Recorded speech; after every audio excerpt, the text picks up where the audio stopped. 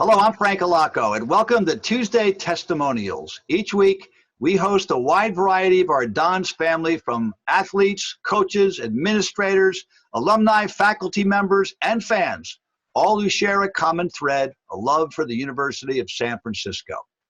Today, I'm proud to be here with Michelle Duncan Lowenberg, a Don's Honor Club member, outstanding women's tennis athlete, and the executive director of Operation Rainbow. Welcome to Tuesday Testimonials, Michelle.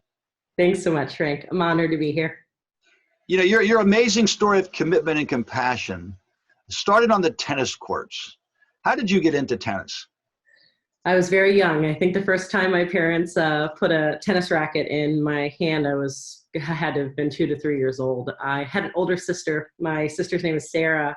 She's 5 years older and was just a rock star tennis player. I watched her. I remember being just on the sides of the court watching her play at a very young age, and she was an inspiration and got to play and continued on playing. She went to Santa Clara, but she went to Santa Clara, and I watched her tennis career and tried to follow in her footsteps as much as I could. You know, leadership seems to have been in your blood. At Xavier High School, you were the student body president as well as an outstanding interscholastic athlete. Talk to me about your experiences in high school. Oh, I had a really incredible experience. I went to Xavier College Preparatory in Phoenix, Arizona, and just had an amazing community around me there. It was an all-female school where we were really encouraged to be balanced, right? Balanced in our education and all of the things that we were passionate about, and to share that passion back out with the community. So I was lucky there. I got to play on the varsity tennis team for 4 years, an incredible team, and just had an experience in which they really enabled me to become a leader and to learn what was important in giving back to your community. So tell me about the recruiting process and the ultimate decision to come to USF. Well, I definitely took advantage of getting to see as many schools as I could in the recruiting process. I went on as many trips as I could, and USF it was by far the most incredible of the experiences I had. I went on my recruiting trip to University of San Francisco, met this incredible team of athletes, incredible coach, Hillary Summers, and fell in love with this campus, which was really different, obviously, than most of the other campuses you were going to. There wasn't the big football stadium. There was a whole city of San Francisco around you. And I fell in love with it. As soon as I went to my recruiting trip at USF, that was it. That was where I wanted to go. I made my decision, and it was a done deal. You had an incredible season in 2004, 2005 with an undefeated singles season. I mean, that's like pitching a no-hitter. How exciting was that for you? It was very exciting. I think it took a while to realize it. You go through the season, and what the great thing about collegiate tennis is you're playing as a team, right? So even no matter what happens, every single person on that team, as you look down the row of courts, matters. So it probably took us halfway through the season, maybe 3/4 through the season, to really go, oh, wow, I'm undefeated. Ooh, now there's nerves. Okay, maybe I should keep this going. Maybe I should keep this going. But it was all because of the support of the team and getting to play with a coach like Hillary Summers, who just encouraged you. And so it was a lot of fun. That was a great season. And just those teammates are my best friends in life. They're family. So we really had an incredible experience together. Your coach called you one of the best leaders she's ever been around. You were a 3-year captain, and you were the glue that held the team together. Tell me about your relationships with your coach and your team. Hillary Summers made my experience at USF as an athlete truly one of a kind. It impacted my whole life. As I came there, she was very clear, right? You are an athlete, and of course you're here, you're playing tennis, but you're also meant to do other things in life, right? So get good grades. I think we had the highest GPA of all the teams at that point, which we were all very excited about, right? But we really had this experience with Hillary where she worked us hard. She made sure we were the best athletes we could be, but she also made sure that we had charisma in what we did and we treated people the right way. And so I'm very proud of that. And she was really just one of the best coaches I've ever had and best leaders I've ever had in my life to look up to. Now, you're a double major in international business and Spanish. Tell me about your experiences at USF and how it framed your lifelong commitment to service. The education I received at USF was incredible. I was very excited about both of those majors. So I decided, hey, I'm going to do international business and Spanish. And then I'm going to see what I can do in trying to give back. At that point, it was a requirement that you studied abroad. Well, of course I couldn't study abroad. I couldn't take a whole semester off to go and miss tennis, right? So I worked out with a professor there, an opportunity to go volunteer. And I had this opportunity to volunteer in Ecuador and help children for the course of the summer while still doing my workouts, maybe not with a tennis racket, don't tell Hillary, but I was able to go back and still play my full season while giving back to a community and working on both my majors. So it was a pretty incredible experience at USF. Was there a pivotal moment or leaders at USF that led you to your lifetime of service? Yeah, absolutely. I think I would say there's two. First, my Spanish professor at that time, the one who really sat down with me and said, look, I get your situation is a little bit unique. Let's figure it out. And she was really the one who encouraged me to then go on this path towards volunteering in Ecuador. And then second was Father Prevet. Father Prevet, when he came into University of San Francisco, he had this just amazing ability to focus on what we know is important, right? And giving back to the community, on helping those around you. And I was really inspired by that. He inspired us to be athletes and beyond athletes in everything around us. So that was probably one of the main reasons I continued to do, obviously, volunteer work and look at other options for beyond just your typical education. And that service led to your recognition as the university's Humanitarian of the Year in 2005. What does an award like that mean to a 21-year-old woman?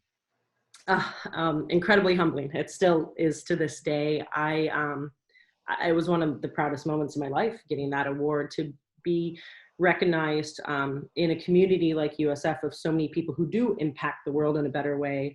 To be recognized as one part of being able to give back was pretty incredible and extremely humbling to this day. You know, it's amazing that you had those traits as a student, and now you live it in your work with Operation Rainbow. How'd you get involved in this incredible endeavor? A lot of luck along the journey, I think. I was actually asked to be a translator on a medical mission that happened to be going to Ecuador, the place where I had spent time. And I went as a translator on these missions where there's about 25 to 30 volunteers, medical volunteers, who literally provide life-changing care to children in the developing world. So I got to go on this mission to Ecuador with a bunch of doctors and nurses from around the Bay Area, see what they do. And, it just, again, pivotal moment, changed my whole view to see how other people were living, to see these children who hadn't had the opportunity to play soccer, to walk normally, and then to be given that opportunity by these medical professionals was incredible. So it changed my view and made me absolutely fall in love with this organization. So tell me a little more about your work with Operation Rainbow. So Operation Rainbow is incredible. It's a Bay Area-based organization. It's been around for now going on 43 years, which is wow, and especially in nonprofit world. It's an organization of volunteers who does medical missions around the developing world, treating patients, children to adults, those who need it most and who don't have other resources to get this type of medical treatment done. So really lucky. We do 10 to 12 trips throughout the world a year, and I get to manage and run that organization and interact with all of the incredible volunteers on a day-to-day basis. Not only do you do medical interventions, you're also training local surgeons to do the work when you leave. Exactly. And that is an incredibly important part of the organization's mission, because if you think about it, our ultimate goal is not to be there, right? Our ultimate goal is that this is an environment that's able to self-sustain without us or anyone else coming in to support. So we're constantly training. We're doing education for nurses in Ethiopia, in Haiti. We're doing education of doctors in Honduras and Bolivia. So it's an ongoing part of our mission, and especially an important part of the mission right now when we're in the middle of COVID-19 times. So what did USF give to you, and how much do you value the Jesuit education that has really been the core of your life? The Jesuit education, I think, has taught me a dedication and passion that I'm grateful, and I use in literally every interaction of my life. USF taught me not only this incredible and very well-rounded, a global perspective of how to look at different topics that are happening in the world, but also how to be passionate and care about those topics. I'm very lucky I was able to go to Xavier and to University of San Francisco, where I had that really cemented into the foundation of who I am as a being, and I continue to hope to utilize that and be able to give back as much as possible. You are one of the greatest ambassadors of a Jesuit education. You live our mission, bringing hope and medical care and training to thousands of indigent children. Can you share a special story with us? I think there's one that always sticks in my mind. It's a little girl in Huehuetenango, Guatemala. Her name is Manuela. And when we saw her, she literally came into the hospital walking on the edges of her ankle bones. She had severe club feet, which in the US would have been treated. Mia Hamm, good example. They would have been cast when they were babies, and the problem would have been corrected over time. She had never had that care. She never had the resources. She'd never been on a bus to get to a hospital.